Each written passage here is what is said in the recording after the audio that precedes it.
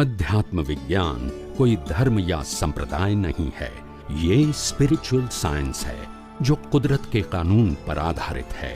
ये विज्ञान पूरे ब्रह्मांड के सभी रहस्यों को उजागर करता है और जीवन के सभी पहलुओं को समझने के लिए एक नई दृष्टि देता है। इसी को आर्ट ऑफ विजन कहते हैं, दुनिया को देखने की एक नई दृष्टि, जो अध्यात्म विज्ञानी परम पूज्य स्वामी श्री कमलेशानंद जी के निर्देशन में सनातन सत्य का अनुसंधान कर हमारे जीवन को प्रकाशित करे। जय सच्चिदानंद।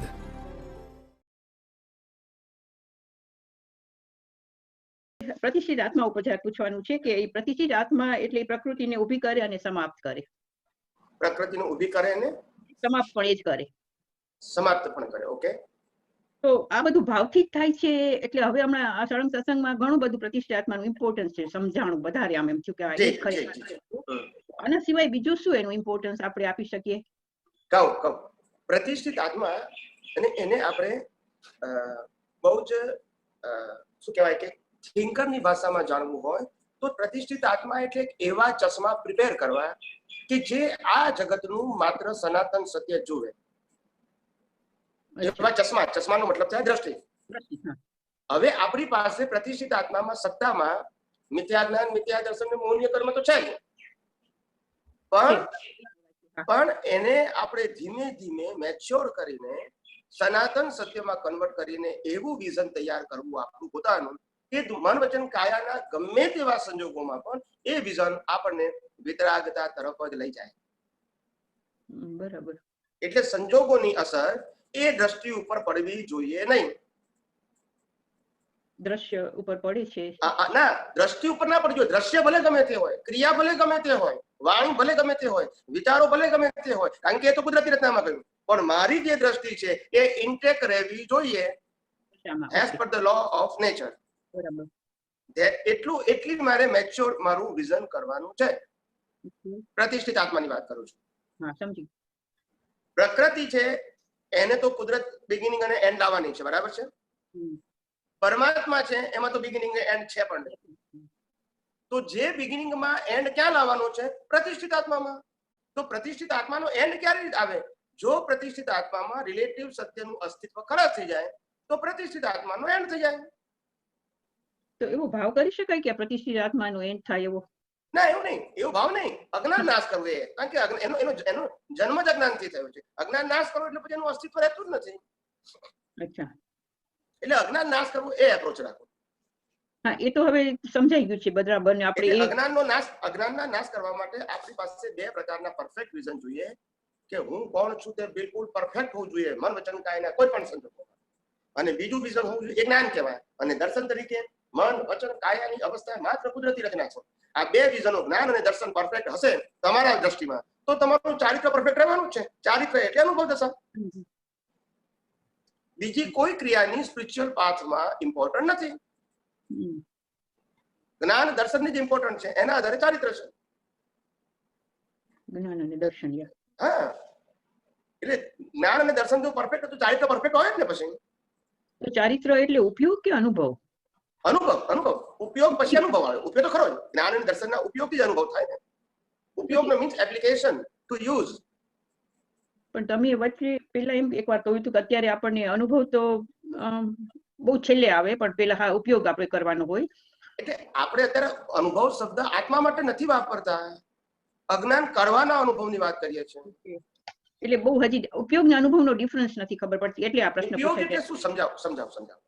આપણે ધારો કે આ મન વચન કાયામાં કોઈક સંજોગ બન્યો, ગમતો કે ના ગમતો, તે વખતે આપણો ઉપયોગ શું હોવો જોઈએ કે ભાઈ હું તો પોતે મન વચન કાયાથી મુક્ત, ચેતન, અવિનાશી અને તમામ પ્રકારની અનંત શક્તિઓ વાળો એવો હું શુદ્ધ આત્મા છું. આ જ્ઞાન થઈ ગયું, બરાબર છે. અને આ મન વચન કાયામાં જે કંઈ થયું એ બધું કુદરતી રચના છે. એ દર્શન થઈ ગયું. એટલે હવે લાયક ડિસલાયક ના રહ્યું, ગમો અણગમો ના રહ્યું, કરતા પણ માલિકી પણ ના રહ્યું. હવે આ બંનેનું જ્ઞાન દર્શન છે, એનું તમે આ એપ્લિકેશન કર્યું તો તમારો ઉપયોગ કેવો, અનુભવ કેવો થશે? શુદ્ધ રહેવાનો છે. એટલે કે આ જ્ઞાન દર્શન છે, પણ જો ઉપયોગ ના કરો તો અનુભવ શુદ્ધ ના થાય. ઓકે, એટલે આપણે હવે જ્ઞાન ને દર્શન નો કન્ટિન્યુઅસ જ્યારે ઉપયોગ કરીએ છીએ ત્યારે એ ઉપયોગ કહેવાય. હા, નોલેજ નો ઉપયોગ ના કહેવાય, નોલેજ ને ઉપયોગ ના કહેવાય. Knowledge is means your storage. તમારી પાસે આ જ્ઞાન છે, પણ જો એનો ઉપયોગ કરશો તો અનુભવ થશે, નહીં ઉપયોગ કરો તો અનુભવ નહીં થાય, સત્તામાં રહેશે. અને સત્તામાં રહેશે તો બેનિફિટ અત્યારે નહીં થાય, જ્યારે ઉપયોગ કરશો ત્યારે થશે પાછો. એટલે જૈન ધર્મમાં જ્ઞાન અને દર્શન હોવા છતાં જ્ઞાન દર્શનનો ઉપયોગ ના કરવો, એને પ્રમાદ શબ્દ વાપર્યો. અને પ્રમાદ દ્રષ્ટિને લાગુ પડે છે, મન વચન કાયાને પ્રમાદ શબ્દ લાગુ પડતો નથી.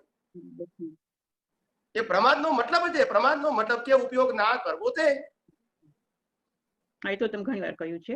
તો સ્વામીજી, તો પછી અહીંયા બીજું મને કન્ફ્યુઝન શું થાય છે કે અત્યારે હું એક એક્ઝામ્પલ આપું કે આપણે કોઈ સાથે નિયરલી આર્ગ્યુમેન્ટમાં પડી જવાના હતા, બરાબર, અને આપણે એને વાળી લીધું, અને આર્ગ્યુમેન્ટ ના થઈ અને સરસ રીતે સમાધાન થઈ ગયું. ભલે આપણને સેટિસ્ફેક્શન ના થયું, પણ તોય આપણે એનું સમાધાન લઈ લીધું. તો પછી કોઈ થર્ડ પાર્ટી જોતા હોય તો એ લોકોને એવું લાગે કે તમે બહુ સારી રીતે આ બધું સમાધાન કર્યું, સારું થયું, બહુ આર્ગ્યુમેન્ટ ના કરીને તાનું બધું વધારે થાત, ફાયર જેવું થઈ જાત. તો પછી એ તો ઉદયમાં ના એવું કહેવાય કે આપણે ઉપયોગ કર્યો ને એનું રિઝલ્ટ ત્યારે જ દેખાણું. એને ઉપયોગ ના કહેવાય, એને ઉદય કહેવાય. મારું કન્ફ્યુઝન એમાં થઈ જાય. હા, તો એને ઉપયોગ ના, એને ઉદય કહેવાય, ઉદય કહેવાય. બરાબર. હંમેશા ઉપયોગ શબ્દ એ દ્રષ્ટિનો વિષય છે, મન વચન કાયાનો વિષય છે જ નહીં. ના, એ દ્રષ્ટિથી જ થયું છે, આપણે અંદરથી જ સમજી ગયા. તમે સમજાવો, ફેરથી સમજાવો. તમારો અત્યારે ઉપયોગ શેના ઉપર ગયો? તો કે આ મન વચન કાયાની જે ક્રિયા હતી, એ ક્રિયાના સંદર્ભમાં તમે ઉપયોગ મૂકી અને પ્રેઝન્ટેશન એવું કર્યું કે જેમાં સંભાવ્ય નિકાલ માનો કે થઈ ગયો. હા, બરાબર. પણ તમારી વાતમાં સબ્જેક્ટ ટુ સ્પીચ અને એક્શન થઈ. ના, એટલે કુદરતી રચના પણ જોઈ કે આ બધું કુદરતી રચનામાં જ આવી જાય. બરાબર છે, હું એની વાત નથી કરતો, કુદરતી રચના તો બરાબર છે, પણ હું એવું કહેવા માંગુ છું કે જે તમે કોઈ પણ વ્યક્તિ સાથે ટોક કરતા વાણી અને વર્તનને આધારે સામેવાળી વ્યક્તિને સમાધાન આપી શક્યા અથવા તો સામેવાળી વ્યક્તિ સાથે સંભાવમાં રહી શક્યા, એ સબ્જેક્ટ ટુ પ્રકૃતિ છે એમ કહું છું. ઓકે. હવે એ સબ્જેક્ટ ટુ પ્રકૃતિ એ તમે એવી ઉદય કર્મમાં લાયા હતા એટલે એવી નીકળી. હવે તમે ગુસ્સાવાળી લાયા હોય તો ગુસ્સાવાળી નીકળે, પણ તોય આપણે એને કહીએ કુદરતી રચના. અને તમે સૌમ્ય લાયા છો તોય કહીએ છીએ કુદરતી રચના. પણ આપણો પુરુષાર્થ શેમાં છે કે પ્રકૃતિથી છૂટા રહેવું, એ આપણો પુરુષાર્થ. બરાબર. શાંત નીકળી કે ગુસ્સાવાળી નીકળી તે ઉદય કર્મ. છૂટા રહેવું, મારી વાત, ઉપયોગ છૂટો રહ્યા એ જ ઉપયોગ. હા, હું વારંવાર કહું છું કે પ્રકૃતિની કોઈ પણ બાબતમાં ઊંડા ના ઉતરવું, જેવી છે તેવી ઉતરશે, કારણ કે એ આપણા કંટ્રોલમાં નથી. પણ ઉપયોગ રાખવો જ્ઞાન અને દર્શનનો, એ આપણા હાથમાં છે.